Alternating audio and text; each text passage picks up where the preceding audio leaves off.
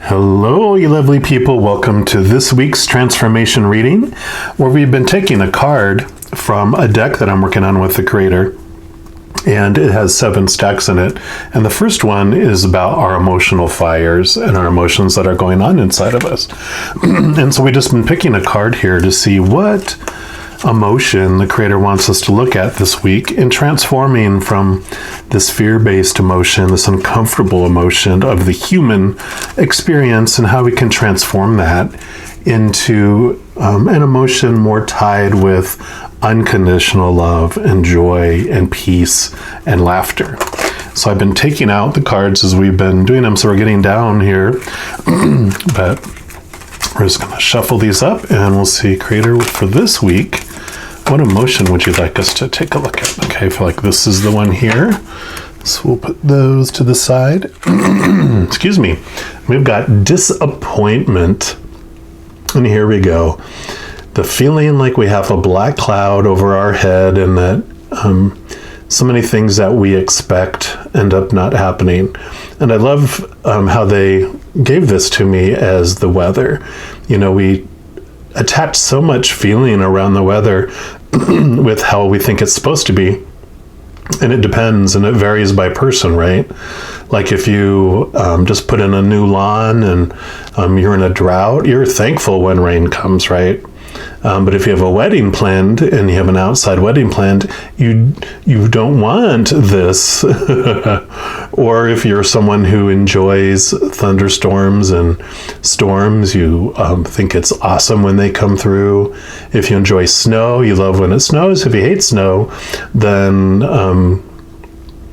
when you wake up, you look at, why do you hate snow? Why there's these expectations around what the weather should be? Because like most things in our life, we have so many things that are outside of our control, weather being a majority of that for us, right?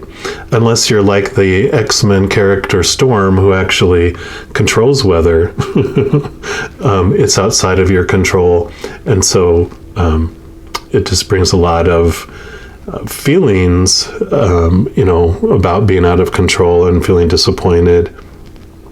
And like we said, some people even get angry at the weather because it ruined their plans, it ruined their expectations of what the day should bring and what it should be. And I feel, kind of a little bad for weathermen. I mean, they can only predict kind of, sorta, and they're right, maybe 50% of the time. It's either going to do what they said it was going to do or it's not. And so they look at trends, and that's kind of what we do in life, is we look for trends and then we start expecting things. One of the examples that came up for me in my life is one day I just felt really generous, and so when I got myself a coffee, I got someone else a coffee. And I got myself a delicious apple fritter, and I got them one too. And so I surprised them and I gave them that, and they were like, oh, wow. And because they didn't expect anything, they were like just really so grateful and thankful for this abundant thing that happened to them. And then the next day, I was like, you know what? I didn't get myself any type of treat. I just got myself a coffee, and I was like, you know what? I'm going to get them a coffee too. And so I brought them a coffee.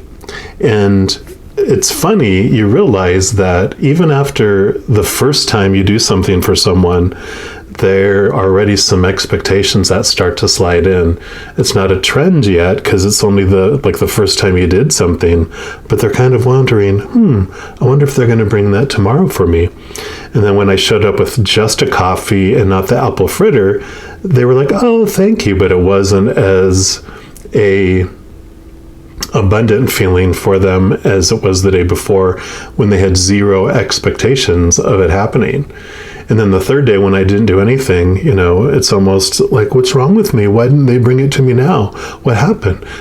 Major disappointment, because the expectation of 2 days in a row set a huge expectation for day 3, right? And that's how our expectations work in our life, is that we have so many opinions and supposed to's and shoulds and need to's and have to's that we're fed since we're very young, and we're reinforced through praise and punishment throughout a lot of our childhood and adolescence all the way up until we, go into adulthood.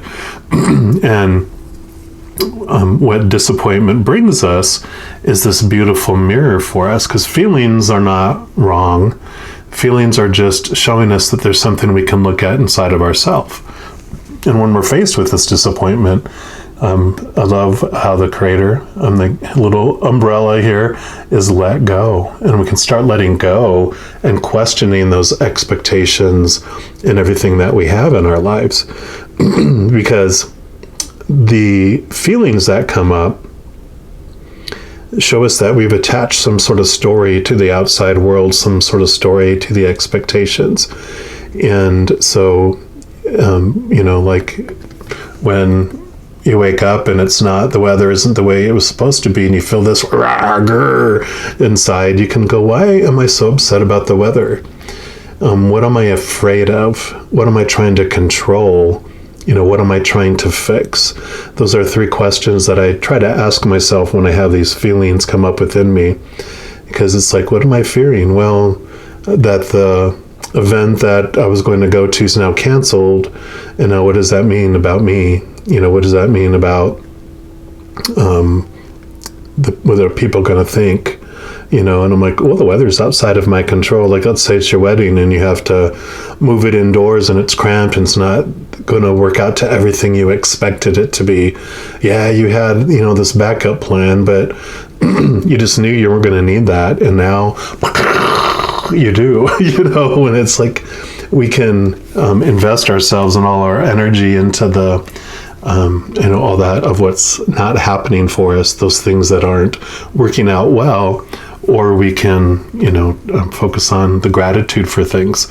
One of the things that came up recently that I read, which really hit me, was, when we lose someone out of our life, either by death or by them leaving us, or moving away, something like that, we can totally invest all our energy in the feeling of loss and focus on the emptiness and the lack of them being in our lives. And, we have to deal with that emptiness.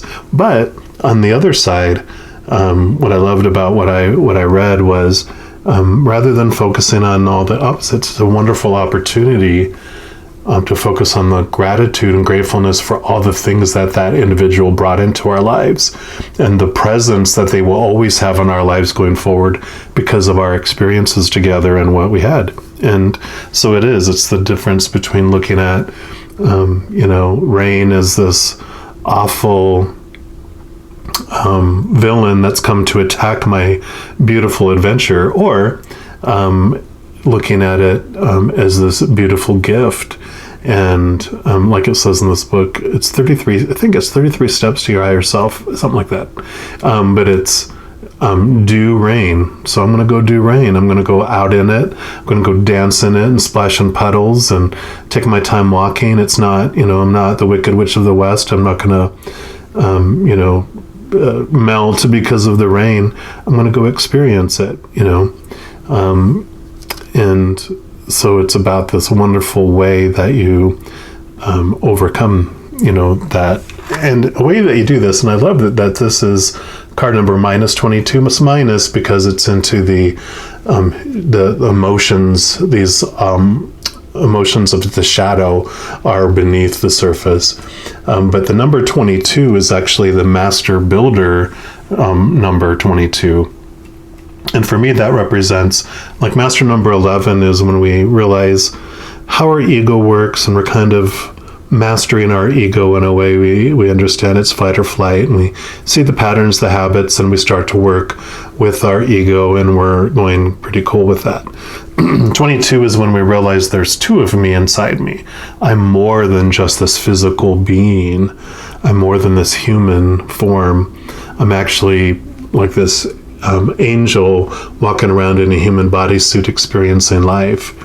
But I'm veiled from the memory of who I really am, in the human form, until a point in time where I've decided that I wake up more to my higher self and who I am. Obviously you have, or you wouldn't be watching this video. So you are in this place of mastering your spiritual side, and understanding who you really are, in contrast to this human.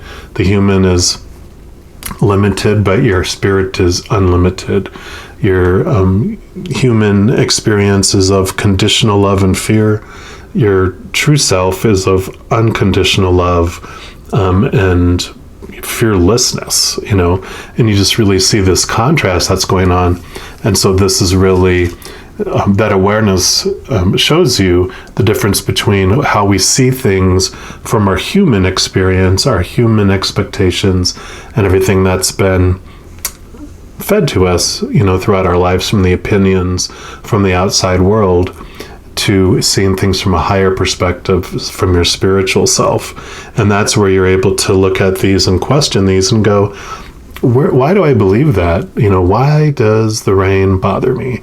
I can, inquire into that. I can look into that and see why do I care so much about the weather? A lot of times it's because I care what other people think. It's like a baby crying in a theater. When like in a movie theater, and you just have this anger that starts to rise up, and it's actually your fight or flight. You have this fear moving up inside of you, and it's because we've been told babies are not supposed to cry in movie theaters while the movie's on.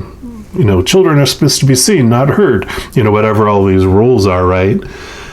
And when I care about the rules, and I care about the rules and what other people are going to think, you get that anxiety, you get that, oh no, I got to do something about this. I got to shush them or go get the usher or whatever. But when I realized and sat there once when it happened, and I'm like, does it really bother me? How much am I missing of the movie? I'm seeing what's going on. Usually if I miss a word here or there because a baby makes a noise, it's only going to ruin the experience if I let it ruin my experience.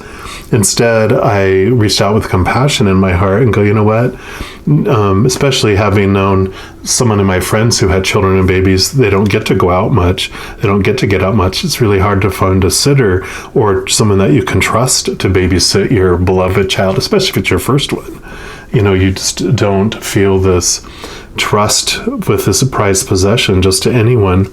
And so that they took the chance to go out, and that they're out there, and they're usually embarrassed, they're usually freaking out too, trying to get the baby to be quiet and to be able to a lot of them will get up and leave the theater and go out, but it's hard for them to locate the bag they need and the stuff they need while they're in the dark and all this stuff. And so instead, you just have this transformation of how you look at the weather. So as you go throughout this week and feel any of this disappointment rise up within you, just take a deep breath. Possibly just look into why you feel the way you do about that expectation. Why are you expecting that?